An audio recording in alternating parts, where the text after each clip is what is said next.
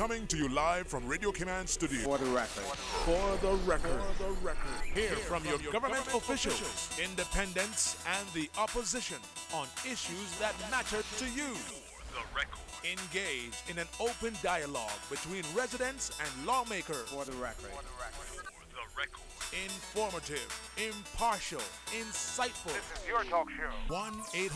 1-800-534-8255. Your calls, your input.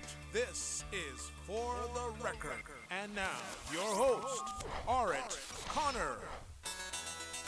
Good morning and welcome to For the Record. Today, Friday, the first day of December, 2017. Again, we will repeat that we have reached the end of the hurricane season, but we should not let our guard down simply because hurricanes can still occur after the official hurricane season, and we have experienced that here in the Cayman Islands before. Also, lobster season opened. Follow the law.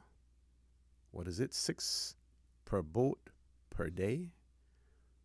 So don't go out in one boat and change the boat and go out in another one and think that you're getting around the law, because I don't think that you are if you do it that way. But we'll find out about that as well from an experienced boater who we have in the studio with us this morning, as well. I trust that everyone had a wonderful night. No rain, and none in the forecast for today as well. I want to. Somebody said it was raining on the West Bay Road earlier. West Bears, blessed West Bears. I want to thank you, our listening and our viewing audience, for allowing Radio Cayman and by extension For the Record into your homes, into your vehicles as you traverse the busy roads of the Cayman Islands, into your places of work, whether it be an office cubicle or if you're working in the outdoors. Of course, For the Record is a show produced by the staff and management of Radio Cayman, and it is geared towards keeping you abreast of issues as they arise and play out on the local, regional, and international scene. I am your host, Orit Connor. My co-host, Dr. Steve MacPhail, and Miss Teresa Pitcairn, when she's here. You can join us in the conversation by calling us. You can join us in the conversation every Monday, Wednesday, and Friday from 7:30 a.m. until 9:30 a.m. You can do that by calling us on our toll-free number provided courtesy of Flow. That toll-free number is 1-800-534-8255. You can also call us on 949-8037 and at 949-6990. If you don't like to talk on the telephone, email us at For the Record. That is one word, For the Record, at CANDW.KY.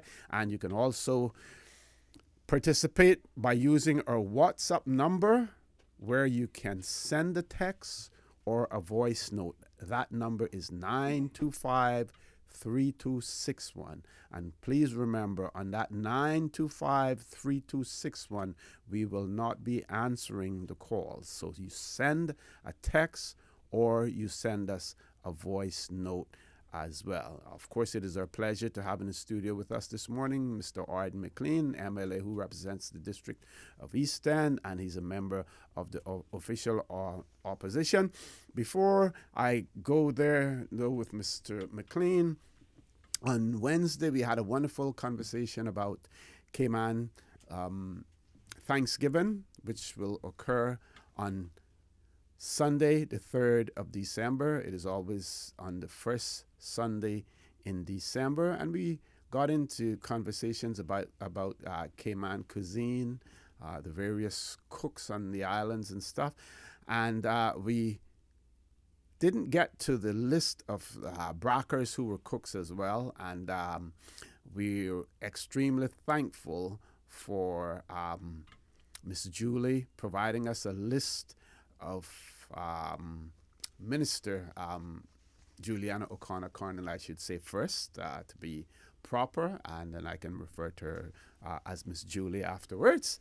And she provided us with a list of cooks, renowned cooks in Cayman Brac and Little Cayman: Aunt Dean, Titi, Aunt Avai, Miss Lurley, Miss Ann, Mrs. Dell, Mrs. Eldine Scott, Jenna Lee Smith, Miss Essa Dilbert, Abby Walton, Annalie Ebanks, Everett McCoy, Angie Tatum, Jareen Connor, Juliana, Rita Scott, Ruby Scott, Laurel Martin, Doreen Rankin, Corrine Scott, Louise Scott, Valda Watson, Deborah Parsons, Darlie Ebanks, Evadne McLaughlin, Julianne McLaughlin, Audley and Shirley Ann Scott, O'Neill Hurlston, Temple Tatum, Neoma Walton, Jerris Martin, Sadie Scott, Cara Christian, Mary Lou Foster, Rena Reed, Stephanie McCoon, and Margie Tibbet. So lots of cooks in Cayman Brac, Little Cayman. So when you go over there, you get a good taste of food as well. For those of you who want to have a staycation during the Christmas, if you go over to the Brac and Little Cayman, you're going to get some good old Caymanian style cooking as well. I don't know if he's a cook or not. I don't know if you know anything about cooking. You know about engine room and how to build roads. He's here with us this morning. MLA, Mr. Arden McLean. Good morning, Mr. McLean. Welcome back to For the Record. Good morning, Nosy, and good morning, Dr. Macfield, and good morning to the broader community. That is your audience. It's a pleasure being back. Mm-hmm. I hear you about all these cooks. I don't know how East End been left out of this. No, well, because I can tell you, this country has revered the cooks in East End, and yes, plenty of those are still left. I mean, I heard you Wednesday morning talking about the different types of buns and the legs. We still have people in East End who do that. People like Miss Carmen, my Aunt Marvel, Yulee, and all those people. Mm-hmm. And I hear you talking about Cox and Gruber as well.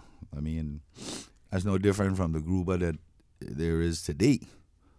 But it just that it's Cox and Bank that they're caught on. Mm-hmm, mm-hmm. And then someone else said something about they didn't know where rundown came from or something like that. Well, I grew up in this country, and from time I came to knowledge, that was the easiest part for my mother to cook. Mm-hmm. No. And it was referred to as rundown rather than a stew. Yeah, it was rundown. I think it depended on what part of the island you were from, what it was called. And I mean, she died in 2013 at 90. And when I came to understanding, I knew about this rundown, with the bottlers and the fish and the what have you. And in them days, it was salt pork and the salt beef that was from last Christmas. These...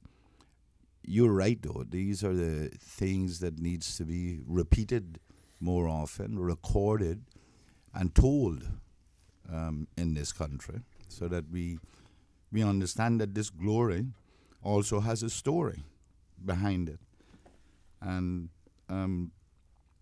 more and more that story is falling off the precipice, and no one will remember it in time. Okay. Dr. Macfield, good morning. Welcome back to For the Record. Thanks for being here again as well. How was your night? Good morning, Mr. For the Record, and good morning to Mr. McLean, the MLA from the Far East. And good morning to all your listeners and For the Record land, and good locally, and those that listen to you abroad. All the way in New York, you have listeners all the way there, yep. And they are fierce critic too of your programs. Yes, my night was very good. I was invited to the awards ceremony of the University College of the West of the Cayman Islands. They had an awards ceremony at the West End where they awarded people who had served at the university long term, and that was very, very interesting to see how they awarded people for what they've done, professors and staff, and people who contributed to the university, and people who are part-time, what they call adjunct professors and things like that. Some sort and I was very impressed with the keynote speech by Dr. Bawden, Truman, one of Truman Bawden's daughters. I didn't even know that he had a daughter who was a doctorate. Yes. I think she's got a doctorate in psychology, and that really impressed me to see that notwithstanding that I criticize a lot for lack of achievement, that there's some good achievements here, and some people are making some good strides, and I applaud that, and it was very refreshing to go to things like that. But I also I look at the papers in the night before I go to bed. I know, because if you stay up after 10, 11 o'clock, you can get the Compass online and stuff. And what bothers me today, what bothers me is the lawlessness in the country that has become all pervasive. The lawlessness, the lawlessness all over. It's from top to bottom and horizontally. For instance, all the motorbikes that are uninsured and unlicensed that are on the road, and they're defying the police, trying to install law and order. The buses, this stupid idea of putting public buses on a private bus and saying it's a public, and it's not a public bus at all. It is a myth, and it's what we do good. We hide things and put Band-Aid on things, and we change things. It's not a public bus, because if that bus hit you and it does not have the correct insurance, you cannot sue the government for it. It's not a public bus at all. It's a private bus owned by a private individual. To transport the public. To transport the public. But it's and the problem with it is that it stops at every minute right in front of you, pulls out in front of you when you're driving, stops in the middle of the carriageway to pick up people, and so forth. And all the cars that are passing on the left shoulder, they cannot pass you on the right shoulder, so they cut you off on the left shoulder with all the offensive lights at nights and things like that. And it seems to me that we need a proper road control. We need a highway patrol. We need a proper traffic department, because how can you how all of these thousands of cars? I understand 400 or 500 of them come in a month, and you have no traffic department. That really is asinine and crazy. And also, I would like to discuss this morning some of the anachronisms of colonialism that we ought to get rid of. Okay. Do you want to go to a break now, Ms. Susan? Folks, please stay tuned. We're going to take our first commercial break. For the record, we'll be back shortly. Don't change that dial.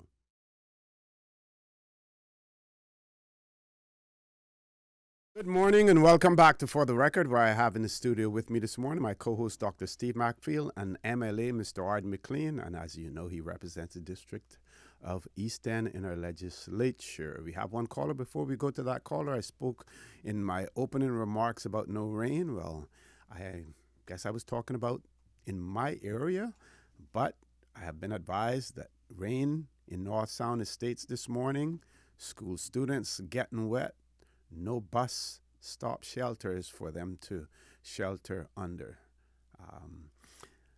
So it looks like we may need a bus stop shelter for the North Sound Estates area. I know that. Hang on now, if we go North Sound, we go in the whole country. Well, I was going to just say, that I have a friend who lives on Beach Bay Road, and she was talking about the fact that in the mornings you have the school kids who walk out to that corner there on Beach Bay and Shamrock Road, waiting for the bus, and if it rains, there is no shelter there for them. And she was thinking about contacting the MLA who represents that constituency to see, what could be done, about that as well. So we certainly need them. There is no forward planning in our country. There is no forward planning. Let's grab the caller. Caller, good morning. Welcome to For the Record.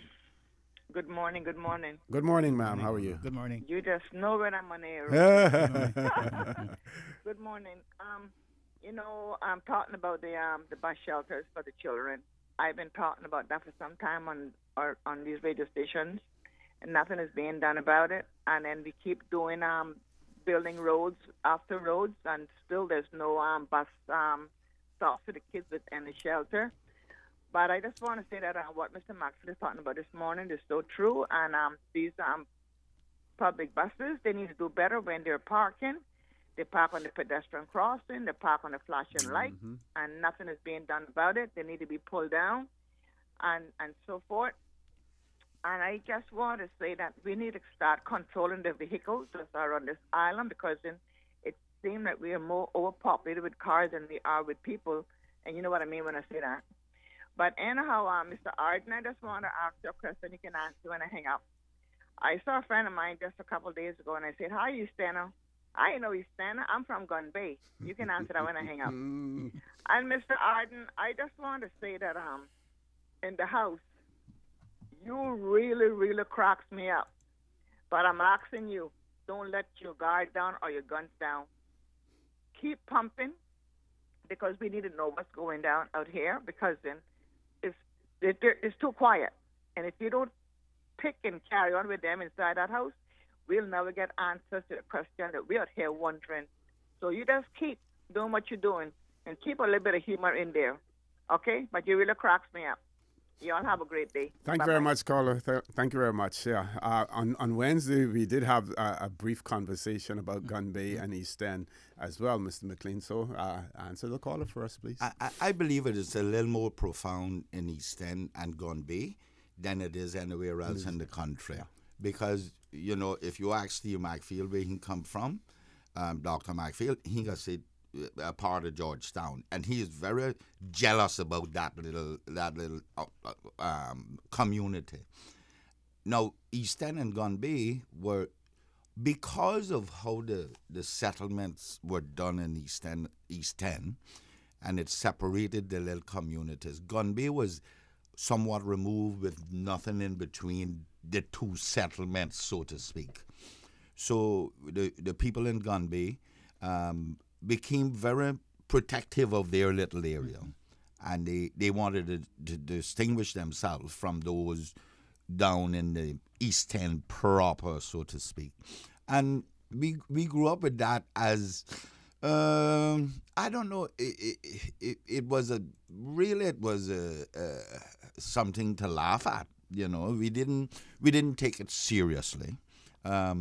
But I had one of my best friends from Gun Bay is David Scott, the police officer, and he and I and Owen wrote. Now Owen, who's my other good friend, Owen has gone and plunked himself right between. He come out of East End and he plunked himself right between East End, Gun Bay, and Blake's. Yeah, he's right in front of Ocean Frontiers. and both of us, Davis tells him he's not from East End, he's from nowhere, and so do I. So it is something that we joke about all the time, but that's like, if you hear somebody pronouncing turtle, you can distinguish the difference of which district they come from, Turtle. Yeah. And, we know where that one comes from. And that is what makes us unique and makes us different, Yep.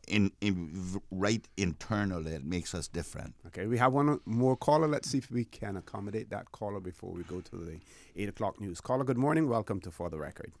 Good morning, Coach. Good morning, ma'am. How are you? I am so very thankful and highly blessed. Okay, look here now. Look here. Look here now. Look here, look and here. Georgetown said, which part you from? That's Georgetown. Who you from? Right, and East End say, where you from? And we say, who you from? Who you from? Yeah. Okay, listen to me now. Long may that live, my dear. Long may that live. And good morning to not only OC, to everybody else there. Thank you. Good morning.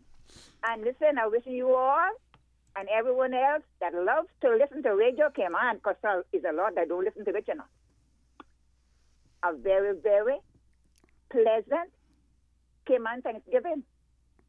Thank you. Hello? Thank you, and the same to you. Thank you. And about the bus shelters now, they are needed all over the island. West Bay down, you might down my area, or see you passing your plenty time. Or the Fountain Road. Hear what I say though? Yep. Down you need at least right across from me needs at least 2 bus shelters because 4 buses. Smith Transportation. 4 buses goes over the hill, and in the evening 4 comes back down. So I mean you got plenty of children down here that is getting sprinkled or getting wet. But other areas too up west, it's like I said, all of the Grand Cayman especially need bus stops, not a bus stop, no bus stop in all the districts. Yep. Thank you very much for that, caller. Thank you very much. We have about 2 more minutes. When some of the things that we want to talk about when we come back from the headline news, I know that the whole issue of the motorcycles are really dominating the discussions in the newspaper, on some talk shows as well. I don't want to dwell on that too much. Basically, based on what we're hearing, what we're reading, what we're seeing, whoever planned what they planned, and I'm not sure what results that they were trying to seek from it, but it is obvious that there is no major public support for the actions that they took and the way that they behaved. Certainly none, not a whole lot of support. So I believe whatever they tried has backfired, and we can talk about that. Want to talk about decorum in the Legislative Assembly. There's a big debate in Jamaica now with a former minister, Lisa Hanna, wearing a sleeveless dress in the Jamaica Parliament, and the Speaker, Pernell Charles, writing to her, not publicly chastising her, in the Parliament, but writing to her, reminding her of it, and there's been a social media backlash. All of this, what I have seen, it seems as if the majority of the people support her in terms of it, despite the fact that there are rules in the standing orders in terms of the. Well, I can't go in there without suit, and the rules are the ladies have to be covered, Their arms have to be covered. That's a long-standing thing. Well, what people are saying that those things are archaic. Why do we have to continue with them in this day and age? Well, why should we make the Parliament look like a beach? That's the question I need to ask. Why then do I need to be dressed in a suit as a man? Why? Tell me. Well, the same way could say the same way that they're saying that she should be able to wear a sleeveless dress, you can apply that to you and say you should be able to wear a tie, a shirt and a tie, as opposed to having to wear a jacket. But you have to realize where women are coming from, where they have historically been dictated to and told what to wear and how to look. But I'm told we have to go to the news. But when we come out, this is a good discussion for us to have, because we can get some of the women involved in this discussion as well. So please stay tuned, prepare your arguments, and call us in as soon as we return from the 8 o'clock news. Sorry.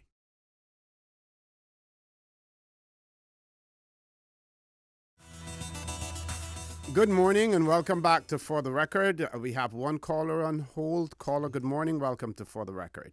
Good morning, Mr. O.C. Good morning, ma'am. This is Georgia D. Banks. Good morning to MLA Ard McLean, and good morning to Dr. Steve Maxfield. Good morning. Good morning. I trust that all 3 of you can say you're feeling quite well, and Yes. that your Thank family you. members Yes. are well. Yes. Because, I always want to know that, because that's the way I was brought up. When I was a child and I was told to go to somebody's house, I must remember to say good morning, and Mama or Granny said to ask how you're all doing. That's the old Cayman way. Anyway, I don't think I'd ever heard before there was a little friendly competition going on between East End and Gun Bay. Oh, But yeah. then, just let me say this. I won't be long. I'm really not a long-winded person. But I was born in what we call South. Some people even called it Egypt because we used to grow a lot of wheat up there on the property that they call Sunset House. So when anybody asks you where you live as a child or young person, I would say I live south, not South Sound. South Sound was where my father was born and raised, and but a lot of people would have some not so nice remarks about the people from South Sound. They didn't like the way they dressed, they talked, or even they would speak about sometimes their houses. And often nowadays, Mr. O.C. and your two guests, I have to, or your host and your guest, I have to laugh. Nowadays, as the saying goes, the average person, if they still have their ITs, would give their ITs to get a piece of property in South Sound. Yes, ma'am. Mm-hmm. So life goes on and many, many changes come. But may God continue to smile on us as He has this year. And as He always does, even if we have a hurricane, He still loves us. And MLA Arden McLean, Yes, hello? ma'am. Yes, ma'am. Yes, ma'am. I hope that you will be one of those 19 in the House that will remember and speak about those homeless people out there. I used to enjoy rainy days or nights, and nowadays when it rains in the day or in the night, I just pray and ask God. Not if they get back, they'll get dry, but if lightning should strike them, it might kill them. So please, they are God's children, and He loves them too. And I would like to know if something can be done to help them. I thank you, Mr. O.C., and God bless you all.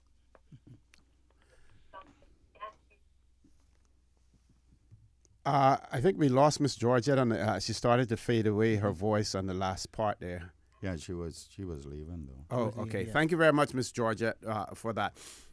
One of our listeners says it rained about 30 seconds in the Newlands area, I believe. Speaking about the dress code and the standing orders in our legislature, and this listener says, if they drop the standards now, next they will say no ties or jackets for men, which is basically what you said, Mr. McLean. Decorum has to be maintained. It is not just about the people in the Legislative Assembly or the tradition. It's about setting high standards for the public and young people in particular. We are lowering our standards in every facet of our community. Look at the school uniform rules. They have been relaxed to the detriment of our young people. When we lower standards, we teach children to disrespect themselves and others. That's correct. Somebody needs to maintain some degree of decorum in any country. And someone just sent me, a friend of mine just sent me a picture of Lisa in Parliament sitting in the chair in the dress. I really don't have too much problems with what she's wearing, except when it shows down the arm, Dr. Macfield, then I have a problem with it. Okay, this is not that bad. It's look like it's cropped up a little bit, but if that's what it's called. So what is it? What is the dress code in the legislature here? Well, and not only that. Well, it's business. It's business. Yeah. Business dress. What damage does it do? What is the damage? Well, what is it? Well, it just doesn't look right. It is not business-like when you have what would it look like if I did not have on a coat and tie? I think it sends that same message that this is a place where anything goes. This is the highest office of the land, where we legislate to control people's behavior. That's basically what it is.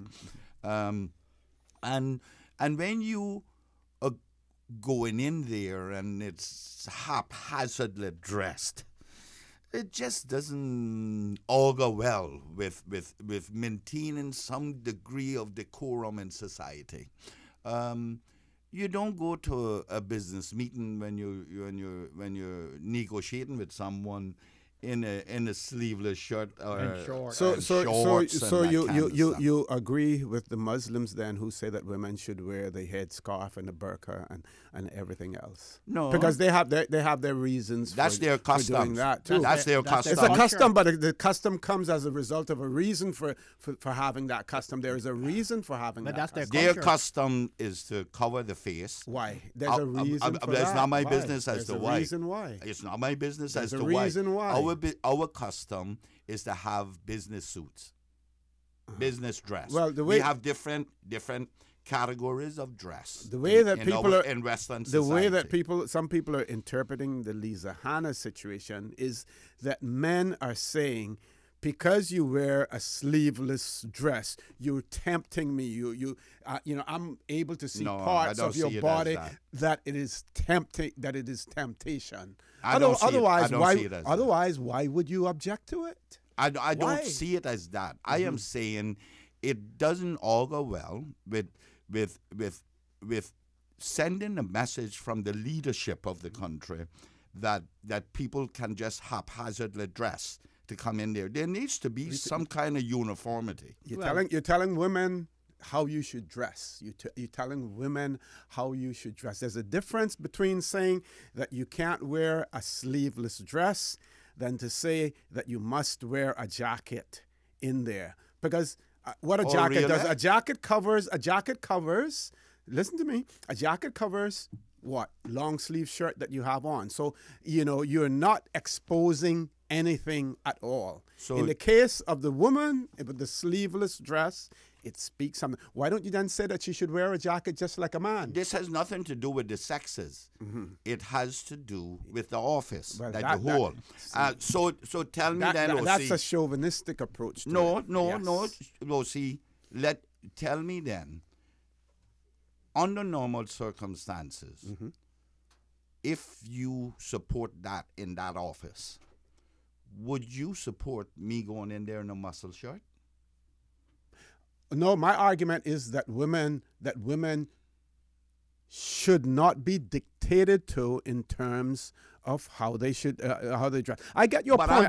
I'm being dictated to by saying I need to wear a jacket. I get it that you. Let's be fair now. I get it that there is a certain decorum that you want to present when it comes to the Legislative Assembly, when it comes to the courts, where Dr. Steve Macphail is involved, and I get that. But the flip side of that is, when you think of women and you think of the way that they have been trampled on and kept down, you have to look at it from their perspective too. Here again, you're dictating to me in that instance. It'll be interesting to continue. I forgot that we have one caller though. We have to take that caller. We've been holding the caller for a while. Caller, good morning. Welcome to For the Record. We can come back to you, Mr. McLean. Go ahead, caller. Women are talking about Gandhi. And you don't talk about their sport beers because sport beers and West End are not the same thing either, Miss Susan will tell us about that. Okay, what I want, Mr. Arden. Good morning, Ocean. Good morning. Good morning. I'm back in the same thing. Mr. Arden, why are you making all these laws in the Assembly, and yet the people are not carrying out the laws, and I cannot find out why or who's responsible for them? But all look on the paper, all of the advertisers there want some email number. I don't have a computer, and how do I know they're even looking at it? How does immigration know that I sent in that letter? Eh? Are you understand what are you not making these laws so Caymanians can get employed? Right? Are you making enforcement so that they have to do these things? I would like your comments on that, please, Mr. Harding. I don't understand the particular case, but No, Alex? I don't understand Yes, no, why are they not advertising the job properly? The way they should, according to Mr. Miller.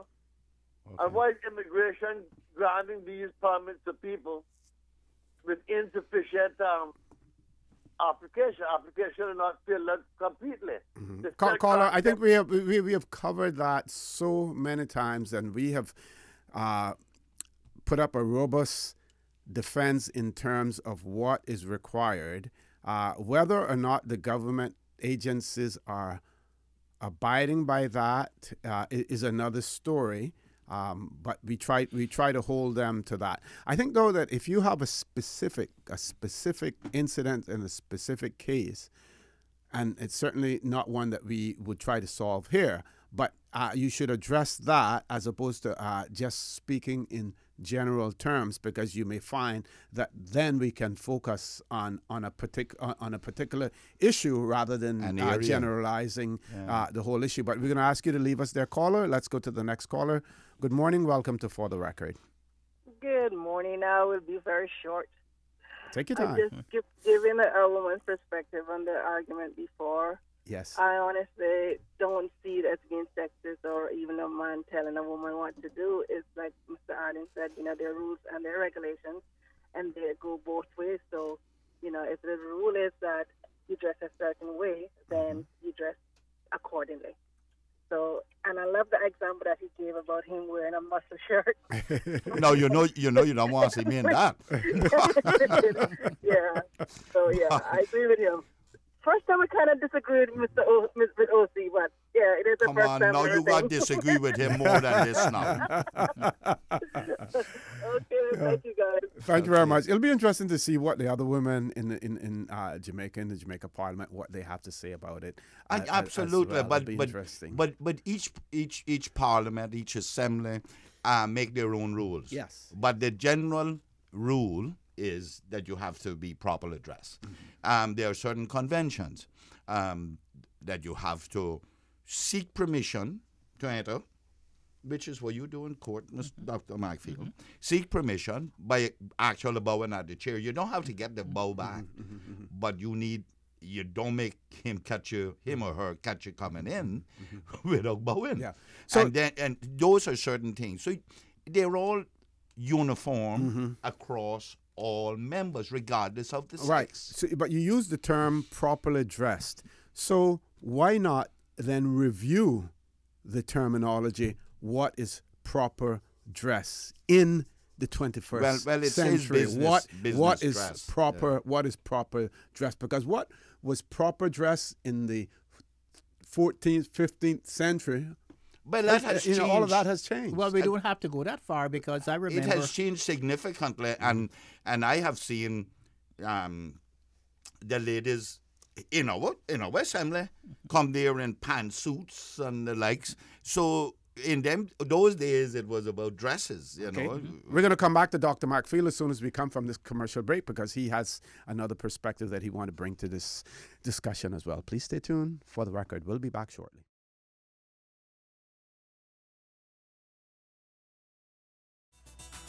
Good morning and welcome back to For the Record. We have two callers, but I promised that we would give Dr. McField an opportunity to get in on this conversation about the dress code as well. Dr. McField. No, I say that we are losing the old anachronisms of colonialism. I remember when I was a young boy and I used to go down to the courthouse when the Grand Court was in the town hall and stuff. Women couldn't go into the Grand Court unless they had to wear a hat. And they had to wear something cover their shoulders too, and it was quite different then. And some of the things are and so as times goes by, some of those old anachronisms of colonialism will fall apart, because I remember, and when you go and look in the archives and read some of the correspondence between civil servants and people from the outside, and I remember when I first came to. When I was young, I was trying to get a job in the government. When I was a dental technician, you had to write the letter, And this is how you had to end it. You had to end it by saying, I have the honor to be your obedient servant. Otherwise, they would not. Or a prayer. Or a prayer. To be your, I have the honor or the prayer to be your obedient servant. Right. And that's the way it had to be done. Otherwise, you would not get an answer. Now we say we look forward to your favorable response. Exactly, and that reminds. Or you don't put anything down and say sent for my iPad or sent for my Samsung phone. and that reminds me of a little old lady called Miss Katie. Miss Katie. She went down to the Grand Court one day, and she was coming on. You know, she was very petite, beautiful dress with her hat and her handbag under her arm. And she was passing down Mary Street, and my grandmother was outside raking up the breadfruit leaves in her yard. And Miss Katie was coming, muttering to herself. My grandmother Sarah say, Katie, what you talking to yourself about? And she say, Aunt Sarah, I just been down to that Grand Court. And she said, what a terrible place that this will come in. She say, my grandmother said, what you mean, Katie? She say, Aunt Sarah, there was all of these black men. And they all were from Jamaica, she says. And she says they were all wearing this false hair on their head. And she said, Aunt Sarah, there is another man wearing a longer false hair on his head, sitting up high in a big chair. And they were all saying, bowing down to him and saying, my Lord, my Lord, my Lord. And he said, Aunt Sarah, he didn't look like Jesus, you know. And she said, he was blacker than Albert Smith. That's what get me. Saying, but he said, he didn't look like Jesus. He was blacker than Albert Smith. And they bowing down to him saying, my Lord, my Lord, my Lord. That tells a story right there. Let's go to the phone lines. Yes. Caller, good morning. Welcome to For the Record. Hello, good morning. Good morning. Morning. Yes, about the way that women should dress in Parliament or in the Legislative Assembly. I agree. They should not be wearing short sleeves or no sleeves, and their backs and shoulders should be covered, because women need to dress modest, especially when they're in, such places as that, even in church. Dressing modest, it looks very good for a lady. And another thing I had, this is different from that. I was saying a couple of days ago, these some women, they couldn't wear the front of their dresses low enough to show their bust or their breast, whichever one you choose to call it, or both maybe. Now they're splitting it down in the middle, and that looks worse. I think that takes something away from women's modesty. Thank you. Thank you very much, caller, for that. Well said. Thank you. I Thank you very with her. much. And I've seen, like I say, I've seen our ladies here wear overcoat or little blouses, blouse jacket, or I've seen them wear sleeves down to their elbow or a little higher. And you're not gonna find. I'm very liberal with that kind of stuff. But when now it starts that it's sleeveless and you can see it on the arm, then I'm getting bordering on saying no. Okay, one of our listeners says, I'm listening to the discussion about dress code. I think Mr. Arden has a good point. I think a woman going into the assembly should have her arm covered, whether by wearing a jacket or if their tops or if their top has an appropriate sleeve. No disrespect, please. One more caller. Caller, good morning. Welcome to For the Record.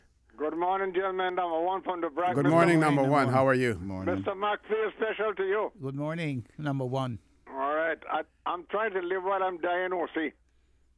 Well, we all are. Yes, yes. Listen, it's one thing I don't like what you said sometime, when somebody bring up something, you got to say, wait to see what other country do. We don't busy with Jamaica how they want dress. Make them dress properly here. I agree with that, McLean, 100%. We're not saying Ian, that we shouldn't. There's a strong argument, number one, in terms of how women perceive that they're being dictated to. That's another discussion. I shouldn't say unfortunately. What happened is that it came into this discussion in terms of Parliament where there are rules, but there's a wider discussion in terms of women's dress, and more so what is happening in the workplace today, as far as women are concerned. But by talking about what has happened in Jamaica and what happens in other jurisdictions, it means that when you look at these things, when we're faced with the issues here, it gives us a broader perspective and we see how other countries deal with it. There's a lot we can learn from other countries. Number one. Yeah, there's a lot you can go to hell with too. Oh, yeah. If you don't, if you make the wrong choices. Yeah. Well, I still say. But you know the road to hell is paved with good intentions, right? No, look at Mr. Hardy. You're not dragging me there, And listen here, see, anybody come talking anything, and you just tell them, don't compare us to no one else, please. That bothers me. Okay. That really gets to my soul half of the time. Uh-huh. And I won't tell that caller sometime back where he talking about from Spot Bay to West End. Tell him must think about East End to West Bay. you see how but he how you know jealous we get. He wasn't criticizing. He wasn't criticizing it. He was just pointing it out that you know. But this is good. This is good discussion and discourse. Cayman Brack and Little Cayman. That's a different ball of wax again. Yes. You see, but it is unique to us as a cultural thing, and it must remain forever. I'm going to change the tone of the conversation for a minute. Thank you very much, number one, for that as well. Bye. Thank you. Bye. We have one more caller, but I'm going to change the conversation for a minute and says, good morning. Just to underline that for Cayman Thanksgiving on Monday, there will be a special Thanksgiving prayer service at the Georgetown Town Hall from 12 noon. And Pastor Allison is encouraging all to attend. Allison is Alson. Son. Yeah. Alson is always makes that encouraging all to attend this important event. So for Cayman Thanksgiving on Monday, a special Thanksgiving prayer service at the Georgetown Town Hall at 12 noon. So if you take lunch at 12, you know, go out there and say a prayer with the folks there as well. Let's go to the caller. Caller, good morning. Welcome to For the Record. Good morning, O.C. Good morning, Mr. McPheel. Good morning, sir. Good morning. Morning. You know, it's a good subject. I mean, I call this the best show on Radio Cayman today. Best show on any radio as far as I'm concerned. Thank you. But you were talking about, you know, some of the things that we did and that we used to do that was really important, you know, for the cultural things that we did. But I was thinking the other day, and I know the law is still on the books. I don't think they took it off.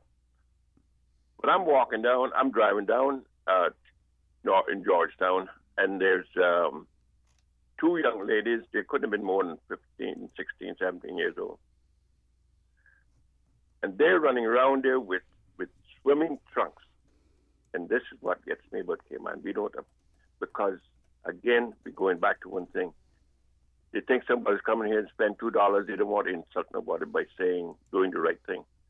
But I remember that there's a law on the books that said you can't walk Georgetown or any part of this island in Main Street with clothes that are inappropriate. And I tell you this, when I saw these swimming trunks on these girls, I don't know how they got them on. They were that tight.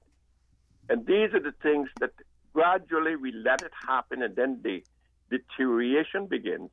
And so we and then it becomes the norm. You see, we don't stick to the good things about what we had, the laws we had, and we make it slide. I'm not going to get too far into that kind of thing. What I'm saying is, gentlemen, is this: you were talking about buses. I see buses on the street racing. I'm in the bus, and these two buses are racing. Well, let me say to you, old boy, sorry to cut you, but we have a meeting with the Commissioner of Police this evening, the opposition, and it's about concerns we have and you know, showing him support and trying to develop relationships there. And one of our great concerns is that about these buses and the role that Dr. McPhail was speaking of it in his opening, and he was talking about the conduct of people and the likes. And that's one of our great concerns as well, the lack of rule of law in this country. And these are little small things that can damage people. and damage lives as well, and your insurance and everything, and get you in civil and criminal court and stuff.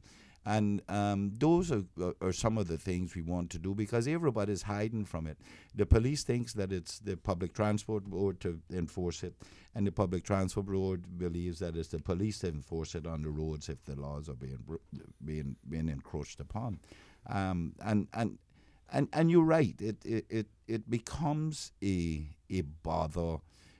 But you know, we have moved on now too. Time has moved on, and we need to. That thing about the swimsuits in public, I see ladies in swimsuits and they have that netted thing over them. I don't know what it's called. Don't ask me that.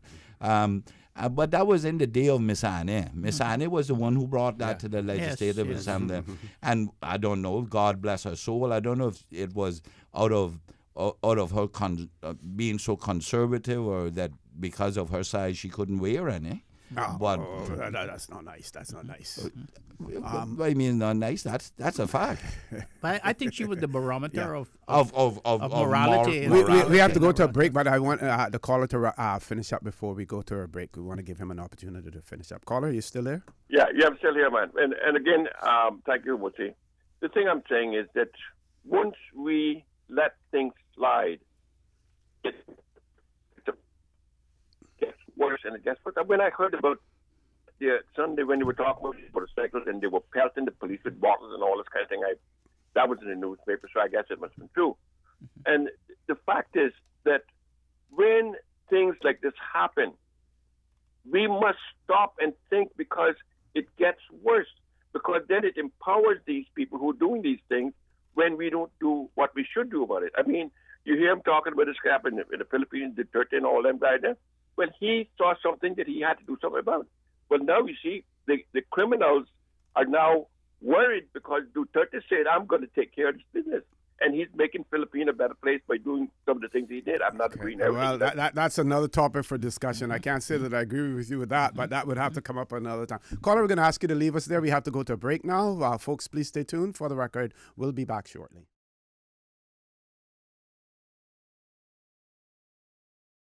Good morning and welcome back to For the Record. In the studio with me, Dr. Steve Macfield, Mr. Art McLean. We have two callers, but before we go to those two callers, I'm going to ask them to be extremely patient for a minute. One of our listeners earlier in the week sent me a story about the conference that took place in Jamaica. And the article in one of the Jamaican newspapers reads, "Stop promoting modern-day plantations, call exclusive resorts," says Refire.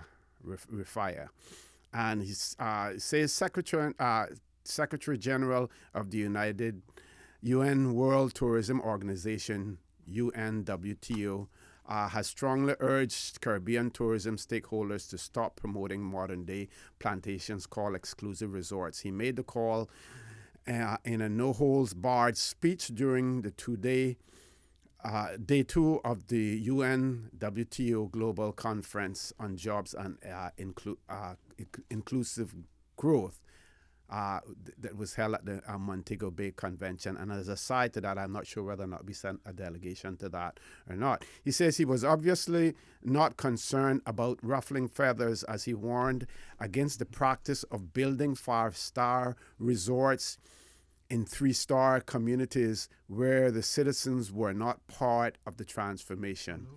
This is highlighted. He says he insisted tourism stakeholders cannot continue to have their visitors in bubbles where there are walls between the visitor and the community. He emphasized that it was not the model that the United Nations Tourism Organization was looking for. According to him, the opportunities in tourism should carry the end result of inclusive economic growth more decent jobs, the distribution of wealth, shared prosperity, and respect for each other. His comments were made in the presence of several all-inclusive hotel operators, as well. So that's a good conversation to come to later on as well. He's going to get some skin peeled off of him, but try remember. It was a no-holds-barred conference where, remember what we did in this country many years ago. Mm-hmm.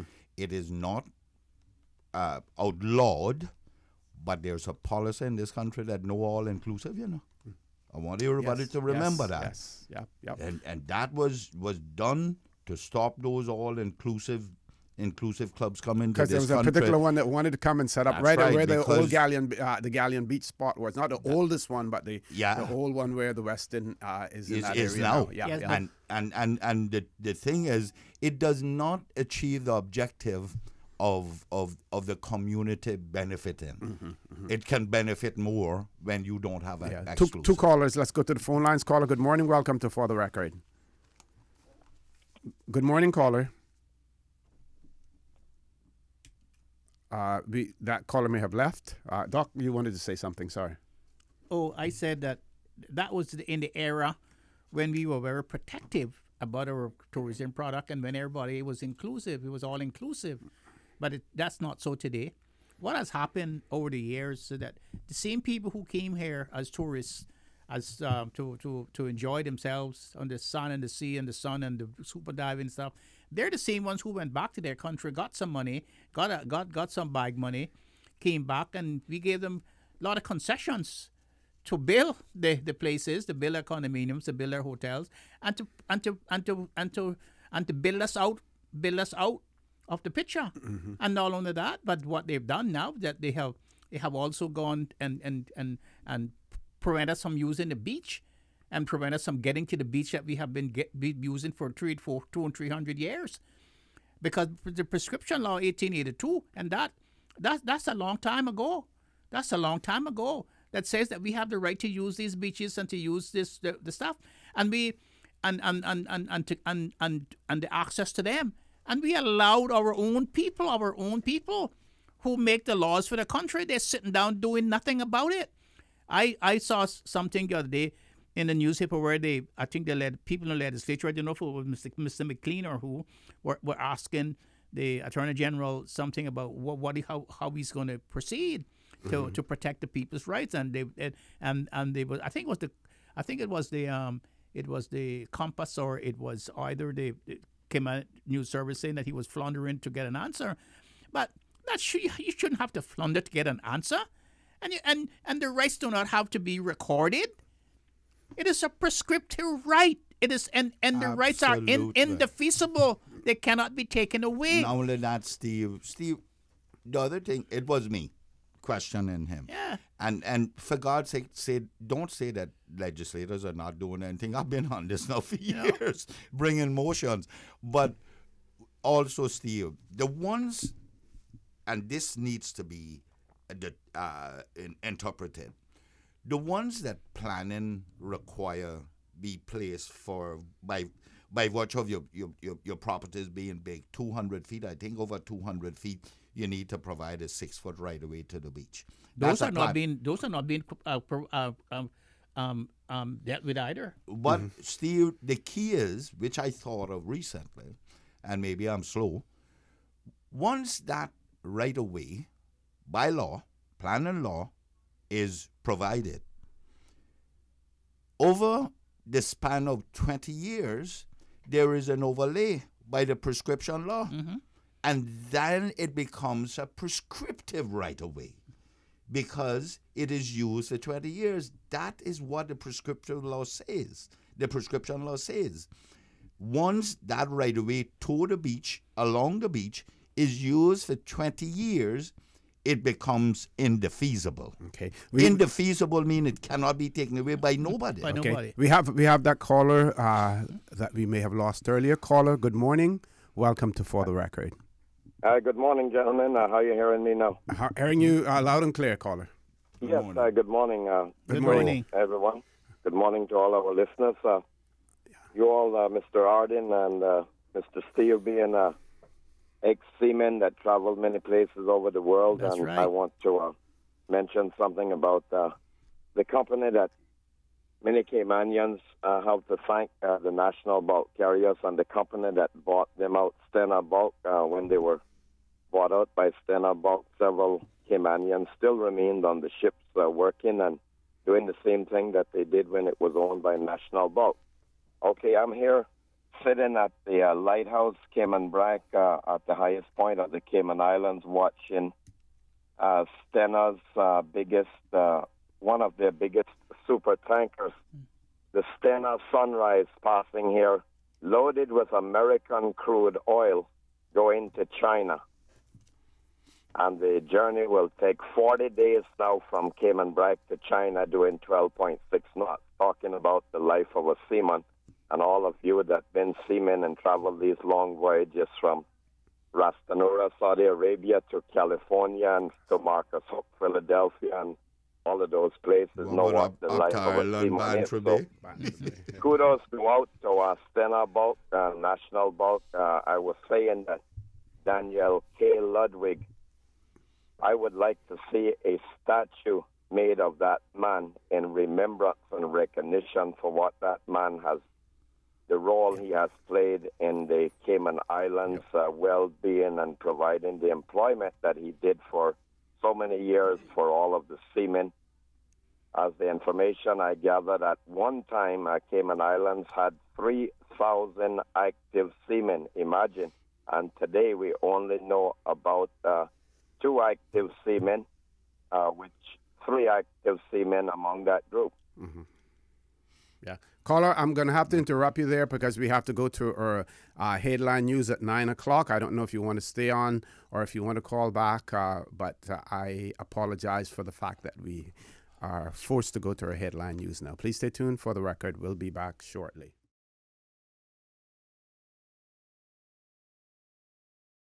Morning and welcome back to For the Record. In the studio with me this morning, Dr. Steve Macfield, MLA Mr. Arden McLean. Before we go to the caller that we have on hold, one of our listeners has expressed concern that not much has been said publicly about the DPP's office's decision on the Martin Bridger case not to pursue it any further.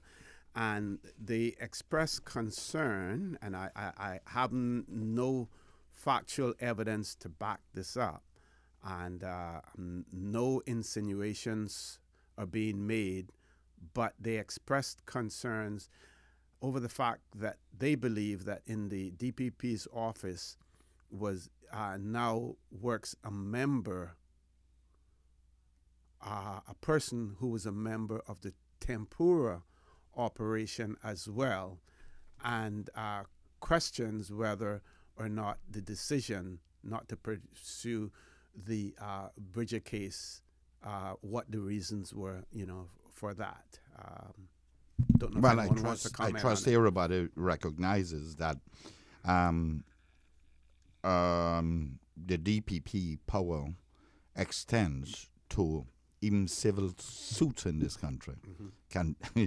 And if the DPP makes a decision not to pursue a particular case, even civil suits, if you're in a civil suit, the DPP can intervene and get it removed from trial. So we have to understand that no one can inquire into those decisions. Yeah. No one can, just like no court can inquire into the decisions made in our legislative assembly. Whatever, and if they're going to prosecute, then they're going to prosecute. If they're not going to prosecute, then you can't inquire into it. Okay. One caller. Let's go to the phone lines. Caller, good morning. Welcome to For the Record. Good morning. Good morning. Good morning. Oh, good morning. Am I on air before I start talking? Yes, you are. Yes, you are. You won't be talking to yourself. Okay, that sounds like simple. Good morning to you, OC, and one of the greatest minds and debaters you will find anywhere, Mr. McLean, and another great mind, Dr. Macfield. Oh, come on. Not me, Mr. Macfield and you, but not me. Now, I just want to make two comments. One is about the beach access case and the response of the Attorney General in the Legislative Assembly. I just think that there is not enough information in public out there to show that, in fact, the Attorney General has got all the information that he needs on the beach access case. Now, the problem with beach access at the moment, I'm a little bit associated with that, is that the position taken by the Registrar of Lands is, well, look, I can't register prescriptive rights because there is nothing in the registered land law which says I can. But the truth of the matter is that as a matter of law, there is. You see, under the registered land law, who manages the register? It is the registrar. Yeah. What is the management of the register? Management of the register is when people come in, whether it is a mortgage, a lease, or any of those things that have to be registered. How you manage the register is that if there is no dispute, you register the particular interest. And I don't find that there is a foundation in law which says that because specifically the registered land law doesn't say that you can register prescriptive rights, therefore you can't. But Bele, and I know you got much greater legal mind than I will ever have. A little bit. Bele, tell me this then. Okay. And this is my little brain. Bele, we got a prescriptive law. It says 20 years, and follow me close. 20 years, if that is being used, it becomes an indefeasible right. Yes. What's and wait till I finish here. What's the purpose of registering them when that has already been registered? Okay. And then if there is a right of way, should that not, and it's indefeasible, can't be taken away. It has passed the 20 years. That's like the one in planning that is required. Once that past 20 years of being in existence, it becomes indefeasible then too. It becomes a right. That is right, yeah. Right, so planning can't go back on that. So if it's what's the question? What's the question? What I want to know is why register it, and I may not be saying this right, Billy, but why register it? What's the need to register those right-of-ways when they're already indefeasible? Okay. That is done, sir, just for the convenience and clarity among the public. Once they are, once they are indefeasible and they have actually reached 20 years, it means they exist as rights. However, you want to put that beyond doubt to register them so that there is public evidence that, in fact, they do exist. But Billy, so it is purely evidentiary. But Billy, Steve McPhail here. Yeah. Have you looked at the that particular provision in the prescription 1882, the original law? I don't think that provision. I think it's number 5 or something. Okay. I've read a number of statutes. Okay. I might have read that one. Yes. This is what it says. It says anyone who has. This is from my own. I don't have the law before me. I'm just paraphrasing. It says anyone who has been using any beach, for fishing, diving, picnicking, baiting, or any stuff or anything ancillary thereto for more than 20 years, have a prescriptive right to use it and to access to it, and once that right once the prescriptive right has been identified, it is indefeasible, provided that the use is not by arrangement or agreement between two landowners. Okay? So here is two different rights. The right between two landowners is what the register you have to take to get it registered on the prescribed form. Arden and I have land, and he gives me a easement over his land to get his land. But the other right is already in law. That's fine. And I agree with you. It's already in law. You don't have to have an agreement between two landowners where you get the regular easement over your land registered. It's already prescribed by the law. And then who protects that? because it's not a private right. It's not a private right. It's a public right for the whole world. And when you look at legislation in other jurisdictions, UK, for instance, which we are the colonial, as a colonizer. When you look at their right, it's the Attorney General that protects public rights. Exactly. Yes. Yes. Okay, Billy, I'm going to ask you to wrap up for us now because we have some other callers. But go right ahead and wrap up. Okay.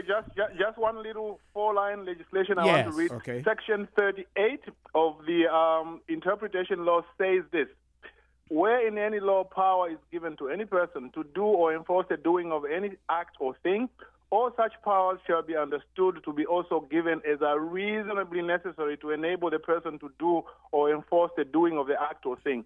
So the registration of prescriptive rights is an incidental power which the registrar has. Exactly, Billy. Exactly. And how do you get that enforced? If the government doesn't want to do it, you go to the courts. You do a mandamus. Yes. Application for mandamus. But right now, in fact, the Attorney General or the registrar does not want to even go to court to enforce. Exactly. That is another discussion for another time. And if a private person does it, Grand Court is too expensive. And I was trying to get it done to somewhere, and they refused to do that too. Okay. Thank you very much for that, Billy. Very good discussion. Yes. We have 2 callers. Can we take 1 call before we go to the break? No, we have to go to the break. 2 callers. Callers, please hang in there. As soon as we come back from the break, we're going to take your calls.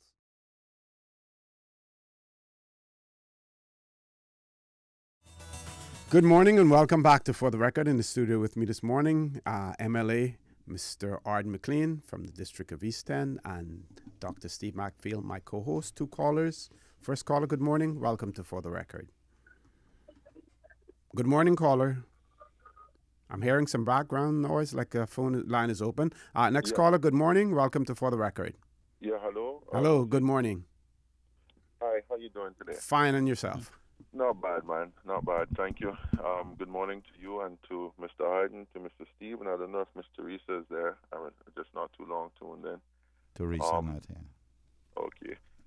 Just wanted to say, Mr. Arden, I heard you a while ago when you said that, I guess for all intents and purposes, we can't question the DPP, but I can say I heard one older Caymanian lady said one time, hold up $1 baby minute, you know.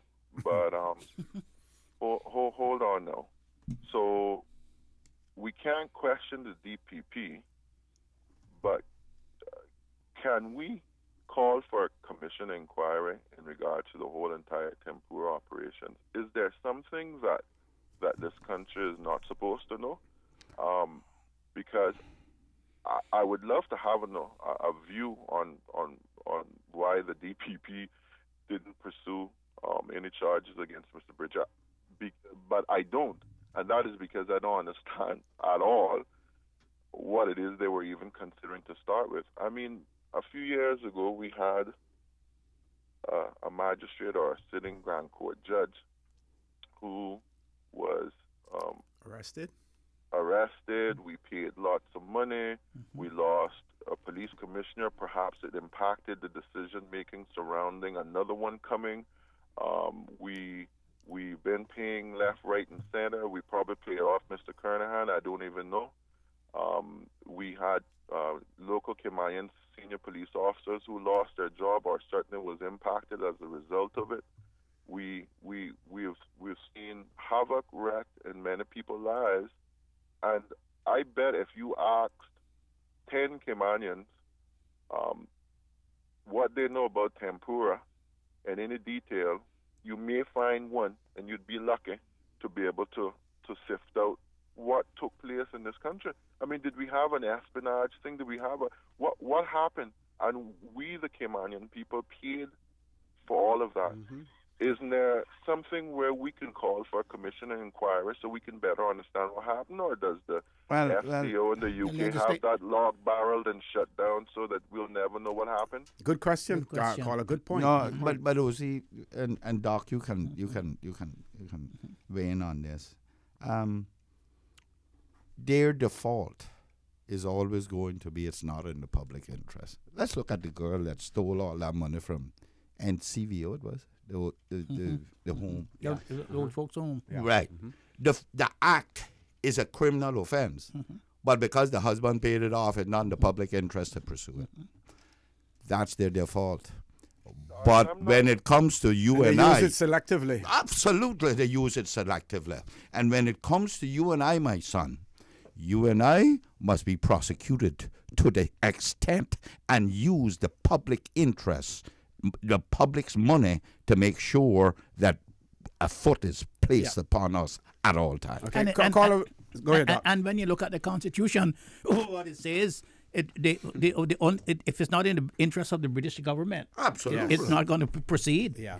Caller, I'm going to ask you to wrap up there. Go right ahead and wrap up for us, please. Okay, sure, no problem. Well, I just heard what Mr. Arden just said, and my concerns and or issue wasn't so much the DPP, to be honest with you. I wouldn't blame the people that are in there now about not pursuing, because they probably don't even know what took place.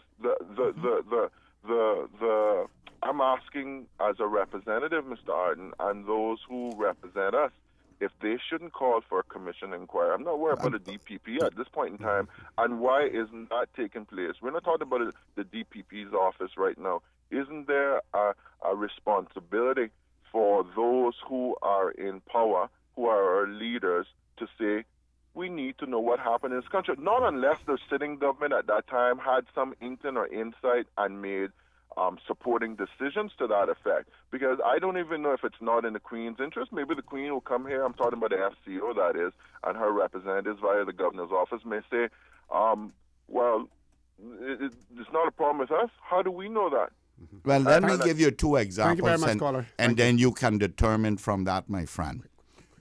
When early in my tenure as a legislator, the Premier now, the current Premier, and I went strongly at an individual in the police force. And we called for a commission of inquiry into the conduct. It was conducted, and it didn't see the light of day. Eventually, time passed on. I just happened to get in cabinet where I can ask for it. We had to unceremoniously remove that person from the police department. That's how it happened. Recently, we got an opinion from Garrick, one of the premier lawyers in England, about the practice of law outside of this country, and he proffered that it was a criminal offense. You could have got it from me. I would charge you less. We then petitioned the governor to get it investigated. The response was it wasn't in the public interest. Okay, we have two callers and we have about 4 minutes, so there are 2 minutes for each caller, and these are going to be our final calls. First caller, good morning, welcome to For the Record. Good morning, Otis. Good morning. Good morning. And your guests. Good morning. Good morning, sir. The question where is to Mr. McLean. Okay. Mr. McLean, did I hear you say earlier on that you were having a meeting with the Commissioner of Police, or you all were having a meeting, which I suspect with the opposition? Yes. Having a meeting with the Commissioner of Police about transportation and so forth? No. That's one of the subjects. It's about concerns. Yeah. Okay. Because as I would say, spokesman for transportation, opposition spokesman for transportation, I'm asking you if you can please find out what is happening to the study that one of these big accounting firms is doing for public transport or for government over public transport. Because if you ever imagine the mess that it is on the road there now, I mean, if I tell you, you would believe me. Because you got about 3 different rates going. You know, they're giving the new ones some rates. Some people are using some that are done in 14, some with 3, some that were done in 7. 2007 was the last time that they had a meeting and up the rates and all that sort of stuff. I think that would be better addressed with the minister, though. The minister, you know, I figure you will get more going on than the minister will. Okay. To be honest with you, I'm not sure that the minister will very well what's going on. Okay, I'll try to find out. You need to dig in them first, man. Yeah, he find out what is going on with it, because you know you try to talk to these people, you try to discuss things with some of the higher ups there. You call to make an appointment, or they want to find out where you want to talk about rates. they don't return your calls. They don't want them to say to you. Thank you very much, caller, for that. Mr. McLean has said that he will pose that question. This is our final caller. Caller, you're the last one to call in this morning. Good morning. Welcome to For the Record. Good morning. I hope that's me. This is Alice Smith. Yes, Good morning, everyone. Good morning. Just to support our rights away. These public rights away are indefeasibly secured pursuant to the prescription law, Section 2, which effective 20 years enjoyment of easements, ways, etc. over lands, and of Section 4, effective 20 years use by the public or any class of the public of a beach and of means of access thereto. And then, of course, the registered land law, Section 138, acquisition of easements and profits by prescription. And that Section 138, the registered land law, acquisition of easements and profits by prescriptions. I'm quoting, subject to the prescription law 1997 revision, easements and profits may be acquired without registration by peaceable, open, and uninterrupted enjoyment thereof for a period of 20 years, provided that no easement or profit shall be so acquired unless the proprietor of the land burdened by such easement or profit is, or by reasonable diligence might have been, aware of such enjoyment and might, by his own efforts, to have prevented it. Where any person claims to have acquired an easement or profit by virtue of subsection 1, he may apply to the registrar for the registration thereof, and the registrar, on being satisfied as to the claim and subject to such notices, advertisement, and conditions as the registrar may direct, shall register the easement or profit as an encumbrance on the register of the land affected, and, in the case of an easement, in the property register of the land which benefits, end quote. So it is quite clear the law empowers the registrar to deal with these issues, and it never ceases to amaze the concerned citizens group, the delay and refusal to register these rights away that have been enjoyed for many times 20 years. Thanks very much, and thanks. I know, Well, Ms. Mr. Alice, Mackey, before you go, just let me ask you, has the concerned citizen group decided to take their case to court to get order from mandamus directed to the registrar to register these rights away? I know we have given notice of appeal. No, not appeal. For prerogative writ. It's called an order from mandamus directed to someone who has to do something and refuse to do it. No, I don't think we've actually done that, and I just wish that Billy too were on to answer that. I'm not a litigation person, so terminology is a little lost on me. If Miss Esme were able to call in, she would say that, but not to my knowledge. But we have written the registrar, and we have filed a notice of intention to appeal to the court, and the ball was put in the registrar's court to then do her statement to the court to get the instructions what to do. And I'm sorry that I am not up into the litigation aspect of things. Okay. Yeah, so I don't want to try to say. But I know we've been doing everything under the sun to get these rights registered so that they're there forever and ever, and there's nobody who could come along later on and say, no, that's not a right away you have, because it's there in the register, all marked out. Yeah, like Billy say, acknowledgement. There's no absolute need, but it's acknowledgement. Right. I just want to ask a question. Alice, me quickly. Because our standing orders have rules. We have standing orders here. Alice, me quickly. What have you all done about those potential 2 or 3 that is being blocked by that tunnel? Because not only blocked, if you are restricted from getting into those right-of-ways, then that is an encroachment as well. What are you all doing about those? Well, those rights-of-ways were included in the original batch, and we continually press and push and give representation to acknowledge those. And we were present at that planning meeting, by the way, when kudos to CPA for denying the extension of that tunnel. That those three are on our list. The last administration did some damage to the well-being of our people, Well, it seems did those things. Well, it seems let Ms. Alice finish because we have to go. Go ahead, Doc. It seems, Ms. Alice, made that you're going to have to cut through the tunnel to get to those right-of-ways and go through, because that's what I would do if I was in government. Mm-hmm. I would send up bulldozers, people down there with a cement that can instrument that can cut through, and I would cut the right-of-way.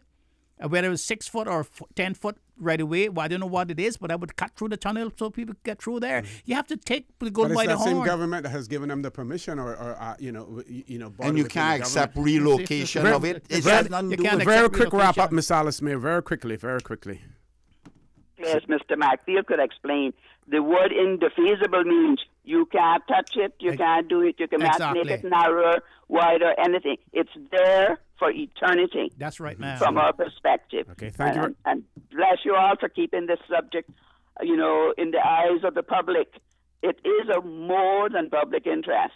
Anybody who doesn't understand that rights away to the beaches and access to get to those rights away is our right and the public's interest. Thanks very much. Thank you very much, caller, for that. Folks, I want to thank you.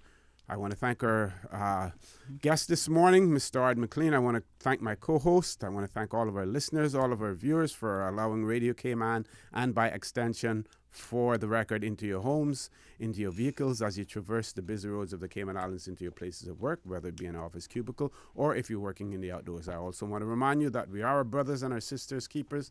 There is always someone out there who is less fortunate than we are, and I ask you to extend a helping hand to them. If you can't do that, then I suggest you donate to a worthy charity, because we always want to consider those who need, not necessarily those who want or those who crave. I also want to remind you, Cayman Thanksgiving, Sunday the 3rd of December. Take time out from your busy schedules and say a word of thanks. And some of you will be able to do more than that. You may be able to do that by having someone in your home, family, friends, or even a stranger, and share a meal with them, and be thankful for everything. I want to encourage you to continue to listen to your radio station, Radio Cayman. Join Sterling, Dwayne Ebanks at 12 noon for Talk Today. And as usual, we ask the good Lord to bless these three beautiful, wonderful Cayman Islands. For the Record is brought to you by informative, impartial, insightful. This is your talk show. 1-800-534-8255. Your calls, your input. This is For the Record.